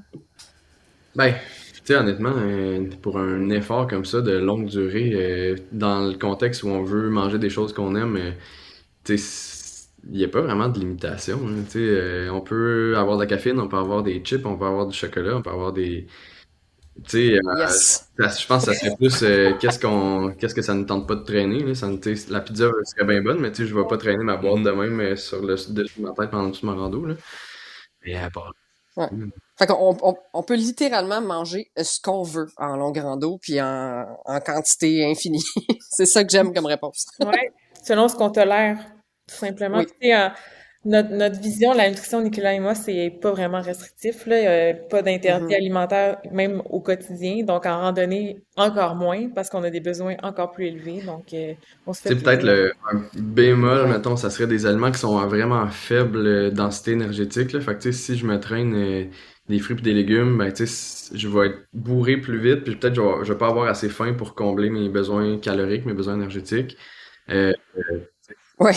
En fait, l'autre effet, puis je blague des fois avec ça, c'est qu'on souvent on va vouloir traîner des fruits et légumes, mais finalement on dépense plus de calories à les traîner dans notre sac que ce que ça va vraiment nous donner. Ouais. Exact. Ou sinon, tu sais, je sais pas si tu sais, des légumineuses sèches, mettons, c'est quand même pas très, c'est pas très lourd, puis c'est super riche en protéines, mais ça contient énormément de fibres. Fait que, tu sais, est-ce que c'est le meilleur usage du poids dans notre sac à dos?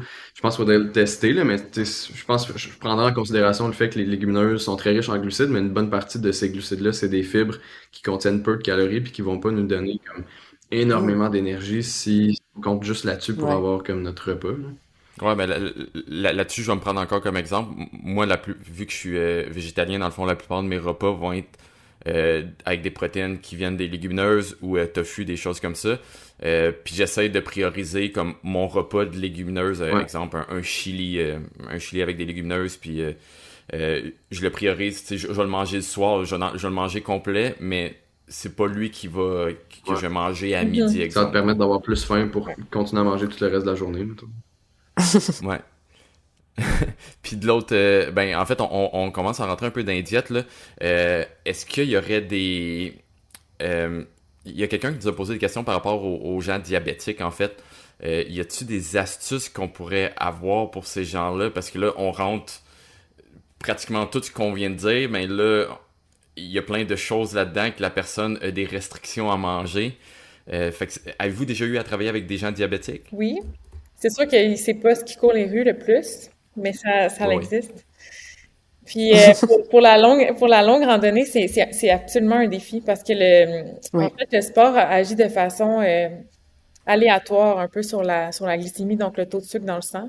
Selon l'intensité, ça peut augmenter la glycémie, mais on peut faire des hypoglycémies, donc avoir un taux de sucre trop bas si on mange pas assez, si on est déshydraté. Donc, il y a toutes sortes de choses à prendre en compte. Je pense que quelqu'un qui est diabétique doit vraiment bien connaître son corps, puis avoir encore plus de collations riches en glucides, puis d'adapter selon où est rendu le taux de sucre, selon l'effort. Est-ce que je suis en train de monter quelque chose de très intense? Est-ce que c'est plus Mhm. relax, c'est plus plat? Est-ce qu'il fait plus chaud? Est-ce que j'ai bu assez? Donc, d'avoir l'hydratation, les glucides à portée de main pour pouvoir réagir parce que quelqu'un qui est diabétique, qui se retrouve en hypoglycémie, donc le taux de sucre trop bas, ça peut être très dangereux Mhm. pour sa vie, en Mhm. fait. Donc, il faut vraiment être encore une coche de plus préparé.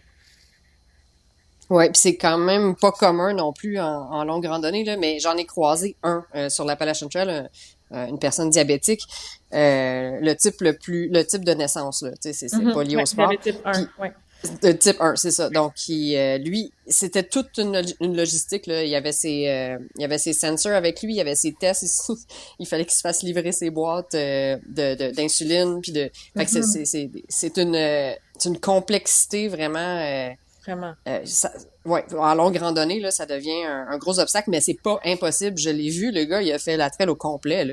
Fait que juste pour, tu sais, montrer aux gens qu'il y a vraiment rien d'impossible, là, ça se fait, là, quand on se connaît bien puis qu'on a le bon équipement, là. C'est vraiment Absolument. impressionnant, je trouve, là. Tu sais, c'est de la meilleure logistique, puis Oui, t'es shout-out à lui d'avoir réussi ça, là, c'est cool. ouais, ouais. Mais c'est pas, il y a pas Sébastien Sasseville qui est québécois puis qui fait toutes Oui. sortes d'aventures complètement folles. Puis lui, il est diabétique de type 1 aussi. Puis je trouve Oui. il donne justement de l'espoir à tous ces gens qui ont le diabète type 1 puis pour montrer que c'est possible de faire du sport en fait, puis Ouais. que c'est atteignable parce que c'est vrai que ça peut être un frein pour plusieurs. Mhm. Ouais, puis de l'autre côté, tu sais, pour rester plus dans les diètes, il y a quelqu'un qui nous avait posé des questions sur les intolérances au lactose, des choses de même. Puis là, je vais me prendre comme exemple. Tu sais, moi, je suis pas intolérant au lactose, c'est par choix que je suis devenu vegan, mais on peut fonctionner sans lactose, là, tu sais, puis c'est ce que j'essaie de montrer en fait, c'est pas juste ce que j'essaie de montrer, que là, je suis vegan parce que ça me tente pis tout ça, mais j'essaie de le montrer par mon exemple qu'on peut performer et ne pas manger de produits animaux. Donc, j'aimerais avoir un peu votre vision là-dessus sur le véganisme puis être végétarien, en fait, lié au sport. Est-ce qu'il y aurait des dangers des choses à vérifier, puis là, moi j'ai essayé, là, mais on va le prendre pour monsieur et madame tout le monde. Est-ce qu'il y aurait des choses à savoir par rapport à cette Oui, ben, alimentation-là? tu sais, il y a tellement, il y a tellement de mythes, mettons, par rapport à ça, que, tu sais, on réussira pas à combler nos besoins en étant vegan quand on fait un sport de haut niveau, un sport de longue durée, tu sais. Mais au final, nos besoins Mhm. nutritionnels sont similaires. Tu sais, on a besoin d'avoir beaucoup de glucides, beaucoup de protéines. Un avantage des diètes plus végétales, c'est qu'il y a naturellement un peu plus de glucides. Tu sais, les sources de protéines vont dedans, tu sais, vont contenir un peu de glucides. Tu sais, dans les légumineuses, dans le tofu, il y a un peu de glucides, contrairement à la viande. Je pense que l'erreur, mettons, que certaines personnes pourraient faire en faisant le switch de je mange omnivore à je mange végétal, vegan, c'est de juste enlever la viande puis pas remplacer par rien d'autre, tu sais, ou de pas faire assez de recherche pour essayer de combler à peu près 1 gramme de protéines par 1 gramme de protéines, parce que, tu sais, si je me dis, ah ben, tu sais, je vais, dans ma salade de pâtes, je mettrai pas ma canne de thon, mais je vais mettre, tu sais, 3-4 pois chiches, ou genre une partie de ma canne de pois chiches. Mais jamais de ma vie, je vais avoir assez de protéines là-dedans, tu sais. Fait qu'il faut vraiment comme peut-être faire les recherches pour voir, OK, ça me prend combien de protéines? Mettons, tu sais, tantôt Eve disait un 20 à 30 grammes de protéines par repas. Mais dans ma canne de pois chiches, ma canne de lentilles, tu sais, c'est quelle proportion de ma canne? Puis souvent, c'est pas mal plus qu'on pense. Fait que dans ce contexte-là, ben, tu sais, on n'a pas le choix de se tourner vers les options qui sont peut-être plus denses en protéines, mettons. Fait que, tu sais, le tofu, le tempeh, le seitan, qui sont des super bonnes options. La poudre de protéines végétales devient une super bonne option aussi. Les barres de protéines végétales aussi, ça peut être bon. Puis peut-être l'autre chose à surveiller, ben il y a plein de choses à surveiller, là, mais tu sais, une autre chose à surveiller, ça pourrait être la densité calorique, parce que dans l'alimentation végétale, on en parlait un petit peu tantôt, tu sais, il y a moins de calories généralement, parce qu'il y a plus d'eau, plus de fibres qui prennent plus de place, fait qu'on est rassasié, mais avec moins de calories. Puis ça, le danger quand on fait des efforts de super longue durée, ben c'est que, tu sais, peut-être tranquillement, on va perdre du poids d'une journée à l'autre, d'une semaine à l'autre. Fait qu'il faut garder ça en tête puis essayer de miser sur des aliments qui sont très denses en calories, mettons des fruits séchés, de l'huile, des avocats, des choses comme, tu sais, des avocats peut-être en randonnée, c'est un luxe, là, mais ouais, c'est ça. Faut quand même penser à combler nos calories, tu sais. Mhm. Peut-être, mettons, côté carence, ben, tu sais, la vitamine B12, c'est une carence qui est assez classique pour les véganes. Si je m'apporte un supplément de vitamine B12 ou que je mets de la levure alimentaire dans mes repas, ben, je vais être assez capable de combler cette carence-là ou de la prévenir, tu sais. Puis la carence en B12, ça prend quand même pas mal de semaines, même des mois avant que ça se manifeste. Fait que ça serait pas un si gros enjeu s'il m'en manque pendant un mois de randonnée, tu sais. OK. Mais tu sais, je pense qu'il faut juste comme faire un peu ses recherches ou aller chercher l'aide d'un ou une nutritionniste du sport pour comme planifier bien nos choses, mais c'est parfaitement possible de faire cet accomplissement-là en étant végé ou vegan. Mhm. Puis, est-ce que, parce qu'il y a tout un monde de diètes, là, les keto, les cétogènes, les paléo et tout, est-ce qu'il y a des diètes qui n'ont pas passé le test en sport ou que vous recommandez pas dans un contexte de sport d'endurance? Toutes les autres. Je résume ça. OK. On va se faire des ennemis là, sur ce podcast-là. Correct. Ok, mais j'aimerais quand même qu'on rentre un peu plus en détail que ça, là, parce que... fait que, dans le Mettons fond, pour quelle peut-être la raison, en fameuse fait? diète keto, diète cétogène, c'est une diète qui est basée, mettons, à 80-90% de notre énergie qui provient du gras, des lipides. Puis tu sais, on en a parlé tantôt, le carburant que notre corps préfère utiliser quand on fait du sport, c'est les glucides, fait que les sucres, entre guillemets. Mhm. Le gras, on est capable d'avoir de l'énergie longtemps avec ça, puis pour un petit volume, un petit poids. Fait que, tu sais, on pourrait se dire ça pourrait être pratique à randonnée, mais on sera jamais capable d'atteindre des intensités d'effort très élevées. Tu sais, on va marcher longtemps, et notre ascension va nous prendre des heures, parce on sera pas capable de monter dans des assez hautes intensités avec les lipides. Ça nous prend des glucides pour être capable de faire ça. Fait que la diète OK. cétogène, c'est difficile. Puis aussi, mettons, avec la diète cétogène, c'est souvent un peu plus, tu sais, pour certaines personnes, ils vont avoir moins faim parce que, tu sais, on a pas, tu sais, si on rentre dans la biochimie, mettons, quand on suit la diète cétogène, notre cerveau a besoin d'un carburant autre que les glucides pour performer parce que lui, normalement, il carbure juste aux glucides. Fait que là, il va transformer les gras en corps cétonique qu'on appelle. Puis là, il va se nourrir de ça, mais les corps cétoniques, ça a aussi un effet, selon certaines études, là, un effet rassasiant. Fait qu'on on va comme avoir moins faim avec ça. Fait qu'on va passer notre journée à manger du gras, des aliments sûrement qu'après plusieurs semaines, on va se tanner. En plus, on va peut-être avoir pas assez faim pour combler nos calories. Puis on sera pas capable d'atteindre des intensités d'effort assez élevées pour accomplir notre longue randonnée. Fait que ça serait vraiment pas un conseil de suivre cette diète-là pour faire ce que vous faites. Fait qu'on risquerait de finir maigre et malheureux. Fait que, fait que toute autre diète, en fait, qui va nous priver de glucides n'est pas à recommander, finalement, en longue randonnée. Exact. Puis la plupart des diètes, leur but, c'est de priver de glucides. Donc, tu sais, c'est pas pour rien que je m'appelle Capitaine Glucide puis que je suis contre les diètes, là. T'as compris le lien. Tu sais, par exemple, la diète paléo, tu sais, on peut en parler. Ça a des aspects intéressants parce que la diète paléo, l'idée, c'est de manger comme l'homme paléolithique.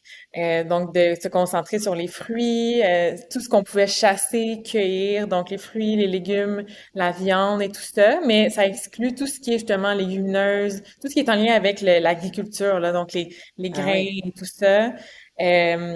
Puis, il y a beaucoup de gens qui ont remarqué une amélioration de leur santé et même de leur poids en faisant l'alimentation paléolithique, simplement parce qu'ils ont éliminé les aliments ultra transformés qui consommaient beaucoup, qui ont beaucoup de sucre et de sel et compagnie, de gras saturés. Donc oui, ça améliore la santé, mais il n'y a pas d'avantage pour la santé à couper les grains entiers, le riz, les pâtes, tout ça, les légumineuses, puis encore moins pour quelqu'un qui va faire de la rando, où est-ce que j'ai besoin des calories de tous les aliments, puis si je peux aller chercher des glucides avec mon riz dans mon repas le soir ou les pâtes, c'est tout à fait pertinent de continuer à les consommer, là. Donc c'est pas une diète. Il y a des belles choses, mais l'idée c'est de juste manger le moins transformé possible, puis d'aller chercher des aliments de toutes les catégories d'aliments. Puis si je veux pas prendre du lait comme parce que je suis végane, ben je prendrai un substitut, c'est correct, mais puis dans un contexte où est-ce que je suis en randonnée, de manger aucun aliment ultra transformé, bonne chance.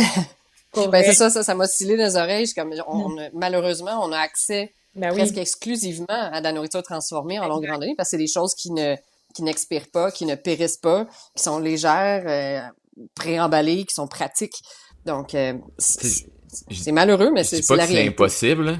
Je dis pas que c'est impossible, ça dépend toujours du défi que la personne va se donner à faire. Tu sais, si la personne fait un certain sentier et à chaque jour c'est de village en village, il va être capable d'aller chercher, d'aller au restaurant manger juste son steak puis tout ça, des choses comme ça, mais c'est presque inexistant ces sentiers-là là, donc tu transporteras pas ton steak dans ton sac à dos, ça se transporte ça mal. va être vraiment difficile de combler les besoins en glucides avec juste des fruits et des légumes.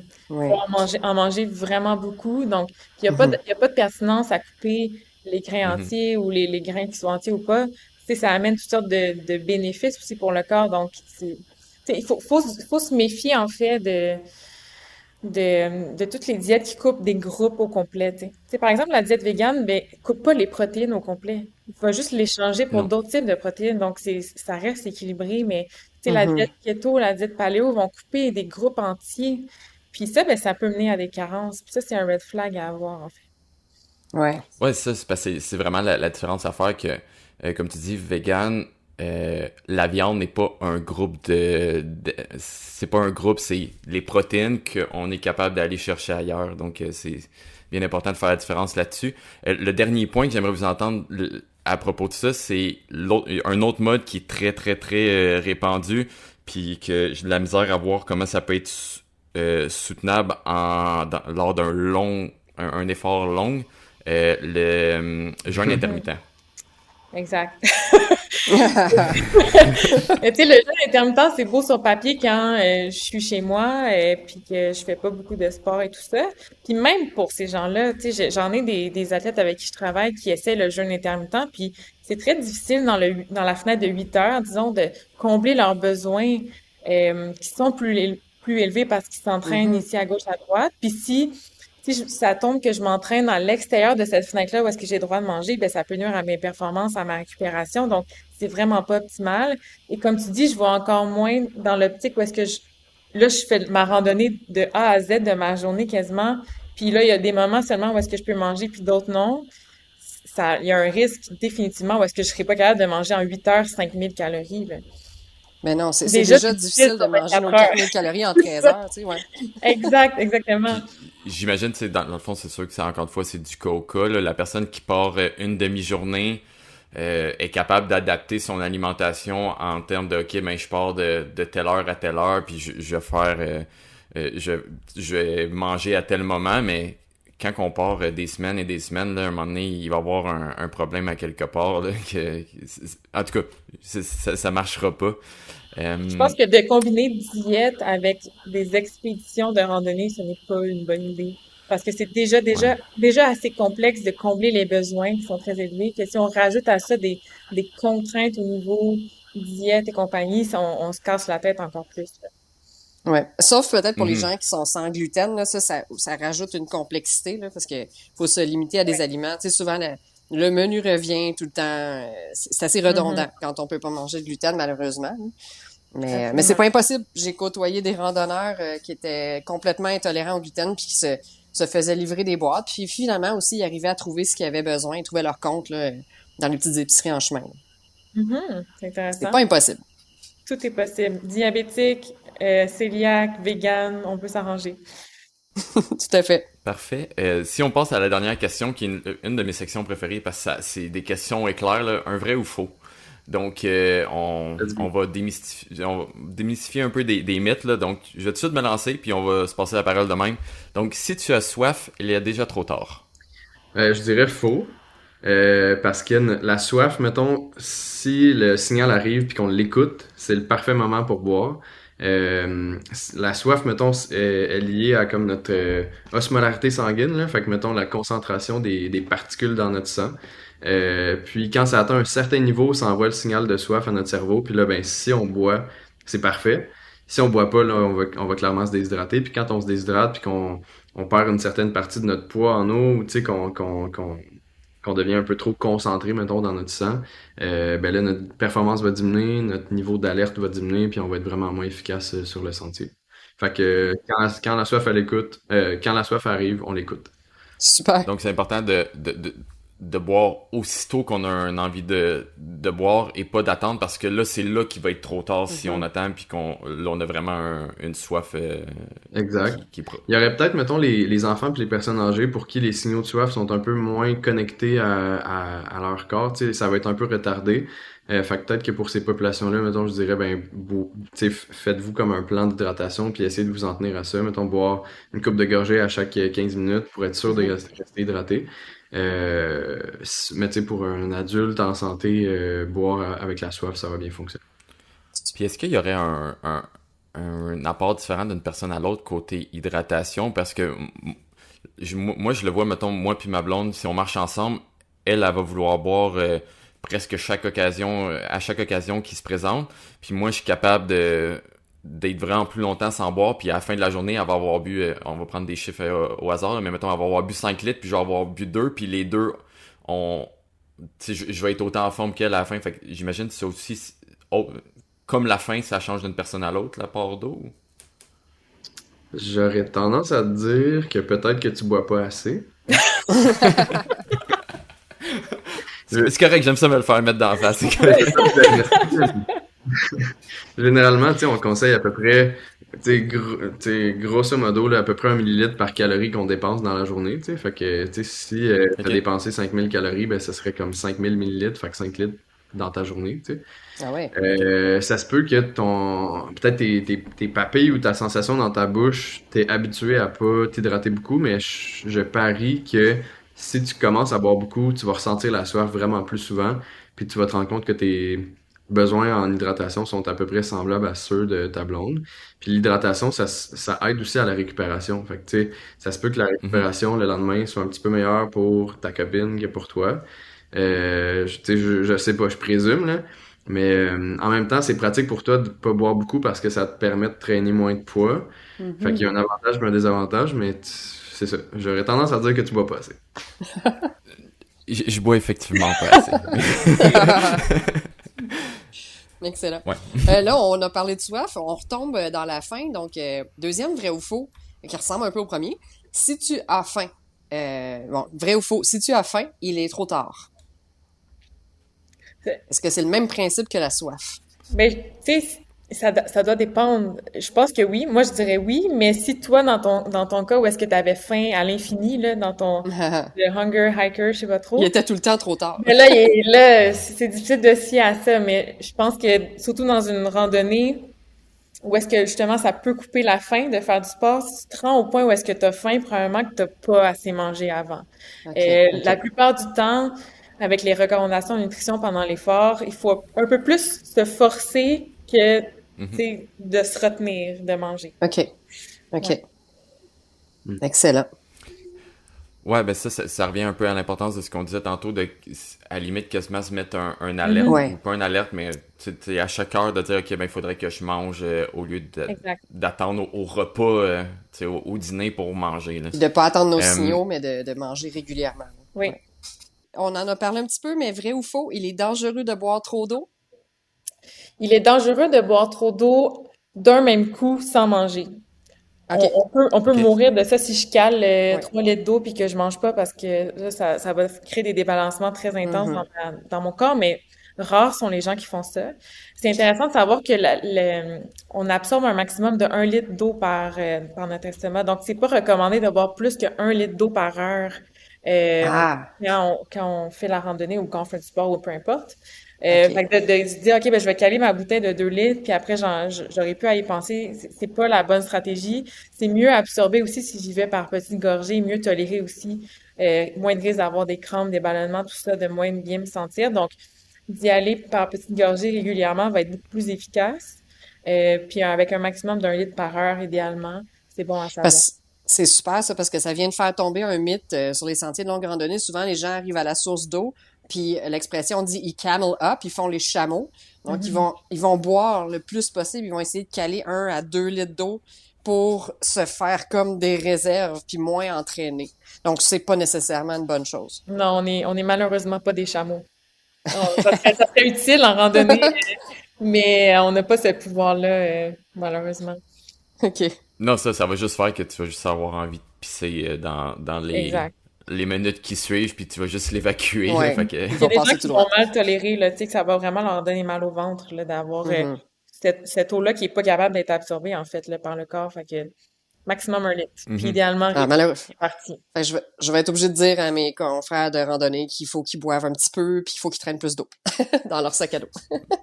Ben, on en avait parlé sur l'épisode qu'on a enregistré avec Emmanuel Day, qui est un guide en haute altitude. Puis il disait que c'est ce qu'il suggérait aux personnes qui guidaient, parce que souvent en haute altitude, des fois, t'as de la misère à manger et à boire, mais il disait à tout le monde, buvez une gorgée à chaque 15 minutes, comme ça, au moins, vous allez être sûr de pas passer tout droit, puis tout ça. Oui, il va peut-être falloir que tu te forces, mais au moins, tu vas être correct, puis t'arriveras pas à, comme, dans 2 heures, puis tu vas voir tout vider ta bouteille d'un coup, que là, ça servira à rien. Tu vas la perdre, là, ouais. L'alimentation est la base de toute bonne performance. Ben là, tu parles à 2 nutritionnistes du sport, hein? c'est pas faux à ça, là. Je pense que nous, on pense que oui, là. Mais tu sais, c'est sûr que s'entraîner avant, prévenir les blessures, avoir un bon plan d'entraînement, avoir une bonne préparation mentale, avoir de l'équipement spécialisé, c'est sûr que ça va aider, mais le plus important dans tout ça, c'est vraiment la nutrition, bien entendu. Mais tu sais, Bien entendu. on parle souvent des 3 piliers de la performance, qui est comme l'entraînement, qui est bien, justement, bien ciblé par rapport à ce qu'on veut faire, la nutrition, qui est encore une fois bien ciblée par rapport à nos besoins, puis le sommeil et la récupération, qui, on n'en parle pas assez, mais qui est vraiment, vraiment important. Ouais, souvent, on va miser beaucoup sur l'entraînement, puis on néglige même la nutrition, là. C'est quelque chose qui est pas...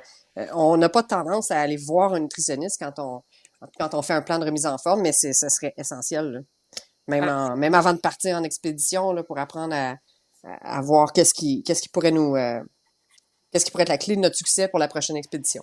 Oui, parce que t'as beau être le plus entraîné et le mieux entraîné que tu peux, si tu carbures pas assez, tu manges pas assez, veux pas, tu vas frapper le mur un jour ou l'autre. Fait que t'as pas le choix de carburer puis de t'alimenter, puis si tu fais les mauvais choix, tu peux te tirer dans le pied, en fait, 100%. Ah oui. Ah ben, je serais bien curieuse d'aller vous rencontrer puis de vous faire fouiller dans mon sac de bouffe quand je pars 3-4 jours, là, pour vous le faire évaluer. Fait que ça... Et on va certainement écouter votre épisode sur qu'est-ce qu'il y a dans votre sac, parce que moi, je suis curieuse. savoir, je veux connaître vos trucs de comment alléger tout ça, parce que ça, c'est un autre défi, là. Oui, tout à fait. Ouais, c'est vraiment un gros défi. Puis si on y va avec une dernière rapide sur dans le vrai ou faux, parce que j'en ai enlevé une couple, là. Il y en a une couple on a répondu tout seul en parlant. Donc la dernière, puis on l'a déjà dit, mais je veux vraiment qu'on le rementionne. Les glucides sont nos alliés. Oui! Yeah! Conclusion. Ah mon Dieu, c'est la meilleure conclusion possible. Oui. C'est parfait. Ben, j'avais mis dans un autre podcast que j'avais écouté avec vous, je pense que l'animateur vous avait présenté comme les chevaliers des glucides. Là, donc, c'est vraiment ce qu'on est. Je trouve ça... Ouais. Puis, je trouve ça important de défendre les glucides, là, puis en fait, de défendre les calories, parce que tout le monde voit les calories comme, tu sais, il faut pas que je mange trop de calories, mais non, les calories, c'est ton carburant, c'est ce qui te permet d'avancer. Donc, c'est un très bon point. Excellent. Mais là-dessus, on vous remercie énormément pour votre temps. J'espère que ça a répondu à beaucoup... En fait, pas j'espère, je sais que ça a répondu à beaucoup de questions que le monde avait, là, puis qui est une chose qu'on parle pas beaucoup dans la randonnée, parce qu'on va beaucoup parler tel équipement, ok, avoir tel temps, des choses comme ça, mais on néglige cette partie-là, mais qui est une partie combien importante, surtout quand on additionne les journées une après l'autre à faire des efforts intenses comme ça. Donc, c'est vraiment... Merci beaucoup, ça fut un énorme plaisir, puis j'étais bien préparé sur les... En fait, je suis bien préparé quand que je pars, mais j'en ai appris moi-même, donc... Boire plus d'eau. Oui, eh ben, plus d'eau. Merci beaucoup à vous deux, puis moi, ça m'a donné faim tout ça, fait que je pense que je vais aller manger un petit peu. Oui. Bonne idée. Merci pour l'invitation. Ben, merci beaucoup. Merci. Tellement instructif comme épisode. On a... C'est comme je viens de mentionner, même moi j'ai appris, puis je pensais avoir quand même un bon bagage de nutrition, puis être quand même bien équipé quand je pars en randonnée, mais il y a quand même des petits mythes qu'on a démystifiés que j'avais aussi en fait. Donc c'était très pertinent. Ils ont été tellement généreux de leur temps puis de leurs réponses. Là, c'est vraiment un beau duo. Oui, c'était vraiment un épisode essentiel. Moi aussi, là, j'ai pris 1000 notes. Je vais pouvoir continuer à faire des tests sur le terrain là, en balançant les macronutriments peut-être de meilleure façon. Fait que moi, ça m'a vraiment apporté énormément. Fait que encore une fois, là, un énorme merci là, à Nicolas et Ève pour leur précieux temps. Puis on peut les retrouver un peu partout sur leur site web. On mettra les liens dans la description de l'épisode. Ils donnent des conférences, ils offrent des consultations. Donc allez voir ça si vous voulez en savoir plus puis bénéficier de leur super service. Ouais, exact. Comme les liens vont tout être dans la description là. Donc à vos cardio, leur compte personnel, tout va être là. Comme on disait en introduction, il y a une deuxième partie qui s'en vient, qu'on va vraiment plus parler d'idées de collation, de quoi acheter sur le sentier, parce qu'on en parlait avec Ève et Nicolas, que c'est pas toujours dur, c'est pas toujours facile d'avoir les bons nutriments sur le sentier. On va survoler plein d'idées comme ça, puis comment alléger aussi notre sac, parce que c'est une question qui revient souvent, mais on parle souvent d'équipement, mais pas tant souvent de nutrition à ce niveau-là, donc on va aller là-dessus plus en détail. Donc, revenez-nous pour la prochaine épisode. Je pense que ça va être encore très complet comme sujet. Puis, comme d'habitude, laissez-nous un review, écrivez-nous, que ce soit sur Spotify et Apple, sur nos comptes Instagram, Facebook, on est toujours là. Je sais que des fois, on a de la misère à répondre à tout le monde, puis il y a des questions que des fois, on laisse un peu passer parce qu'on sait que c'est l'épisode qui, mettons, dans 1 ou 2 épisodes, c'est un sujet qu'on a déjà planifié puis qu'on va vous répondre. Vous êtes beaucoup à nous écrire puis on apprécie beaucoup. Mais je sais que des fois, malheureusement, on en laisse un peu passer au travers aussi, là. Donc, si c'est le cas, désolé, mais on va sûrement répondre à vos questions au travers un prochain épisode parce qu'on a tellement de sujets en tête, là. Ouais, gardez espoir, il y en a un puis un autre qui s'en vient. Exactement. Donc, merci, puis on se reparle bientôt. À bientôt!